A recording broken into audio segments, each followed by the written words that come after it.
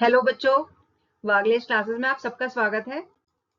बच्चों, आज हम हिंदी की बुक संचयन के लेसन कल्लू कुम्हार की ऊनाकोटी इस लेसन के क्वेश्चन आंसर्स करेंगे।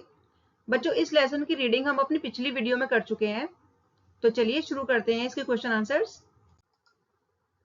बोध प्रश्न। इस लेसन का पहला प्रश्न है, ऊनाकोटी का अर्थ स्पष्ट करते हुए बतलाएं कि यह स्थान इस नाम से क्यों प्रसिद्ध है। इसका उत्तर है, ऊनाकोटी का अर्थ है एक कोटि से एक कम, यानी 1 करोड़ से एक कम। यह स्थान एक प्रसिद्ध पुरानी कहानी के कारण इस नाम से प्रसिद्ध है। इस कहानी के अनुसार यह भगवान शिव की 1 करोड़ से एक कम मूर्तियां पहाड़ों को काटकर बनाई गई थी, इसलिए इस जगह का नाम ऊनाकोटी पड़ गया।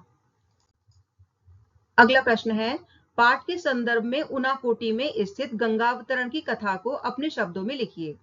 इसका उत्तर है, ऊनाकोटी में स्थित गंगावतरण की कथा इस प्रकार है।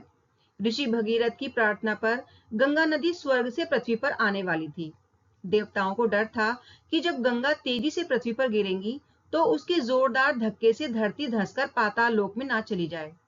इसलिए भगवान शिव को इसके लिए तैयार किया गया कि वे पहले गंगा को अपनी जटाओं में उलझा लें और फिर उसे धीरे धीरे पृथ्वी पर बहने दें।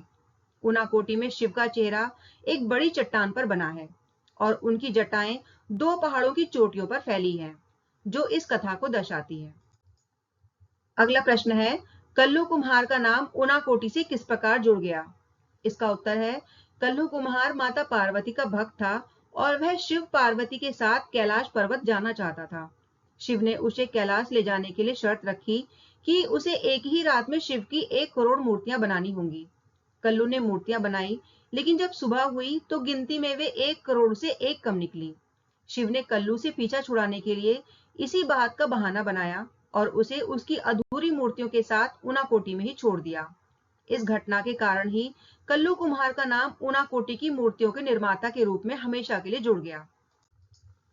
अगला प्रश्न है, मेरी रीढ़ में एक झुरझुरी सी दौड़ गई। लेखक के इस कथन के पीछे कौन सी घटना जुड़ी है।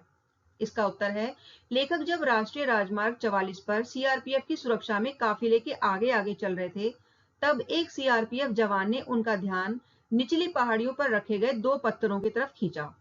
जवान ने लेखक को बताया कि 2 दिन पहले उनका एक जवान वही विद्रोहियों द्वारा मार डाला गया था। विद्रोहियों की मौजूदगी के इस डर भरे एहसास और जवान की मौत की बात सुनकर लेखक के मन में डर भर गया और उनकी रीढ़ में एक झुरझुरी सी दौड़ गई। अगला प्रश्न है, त्रिपुरा बहुधार्मिक समाज का उदाहरण कैसे बना। इसका उत्तर है, त्रिपुरा 3 तरफ से बांग्लादेश से घिरा होने के कारण यह बांग्लादेश और भारत के अन्य राज्यों जैसे असम, पश्चिम बंगाल से लगातार लोगों का आगमन होता रहा है। इस भारी आवक यानी आगमन के कारण यहाँ की जनसंख्या मिलीजुली हो गई। इसके परिणाम स्वरूप त्रिपुरा में अब 19 अनुसूचित जनजातियों के साथ साथ विश्व के चारों बड़े धर्मों हिंदू, मुस्लिम, ईसाई, बौद्ध को मानने वाले लोग एक साथ रहते हैं। यही विविधता त्रिपुरा को बहुधार्मिक समाज का उदाहरण बनाती है। अगला प्रश्न है, टीलियामुरा कस्बे में लेखक का परिचय किन 2 प्रमुख हस्तियों से हुआ। समाज कल्याण के कार्यों में उनका क्या योगदान था। इसका उत्तर है, टीलियामुरा कस्बे में लेखक का परिचय लोक गायक हेमंत कुमार जमातिया व रेडियो कलाकार और नगर पंचायत प्रतिनिधि मंजू ऋषिदास से हुआ। हेमंत कुमार जमातिया पहले एक विद्रोही कार्यकर्ता थे, लेकिन बाद में उन्होंने हथियार का रास्ता छोड़कर चुनाव लड़ा और जिला परिषद के सदस्य बने। उन्होंने अपनी धरती की शांति और सुंदरता के गीत गाकर लोगों को जोड़कर समाज कल्याण के कार्यों में योगदान दिया। इसके अतिरिक्त मंजू ऋषिदास निरक्षर होने के बावजूद वह अपने वार्ड की सबसे बड़ी समस्या को जानती थी और उन्होंने नगर पंचायत को राजी कर अपने वार्ड में स्वच्छ पेयजल यानी नल का पानी पहुंचवाया और मुख्य गलियों में ईंटें बिछवाकर समाज कल्याण कार्यों में योगदान दिया। अगला प्रश्न है, कैलाश शहर के जिलाधिकारी ने आलू की खेती के विषय में लेखक को क्या जानकारी दी। इसका उत्तर है, कैलाश शहर के जिलाधिकारी ने लेखक को टीपीएस ट्रू पोटैटो सीड की खेती की सफलता के बारे में बताया कि आलू की बुआई के लिए पारंपरिक बीजों की जहां 2 मीट्रिक टन मात्रा चाहिए होती है, वहीं टीपीएस की सिर्फ 100 ग्राम मात्रा ही 1 हेक्टेयर की बुआई के लिए काफी होती है। त्रिपुरा अब इस टीपीएस बीज का निर्यात न केवल भारत के पड़ोसी राज्यों असम, मिजोरम आदि को कर रहा है, बल्कि बांग्लादेश, मलेशिया और वियतनाम जैसे देशों को भी कर रहा है। अगला प्रश्न है, त्रिपुरा के घरेलू उद्योगों पर प्रकाश डालते हुए अपनी जानकारी के कुछ अन्य घरेलू उद्योगों के विषय में बताइए। इसका उत्तर है, त्रिपुरा में एक लोकप्रिय घरेलू उद्योग अगरबत्तियां बनाने के लिए बांस की पतली सीकें तैयार करना है।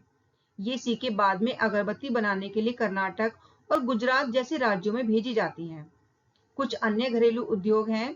नंबर 1, मिट्टी के सुंदर बर्तन, दिए और खिलौने बनाना।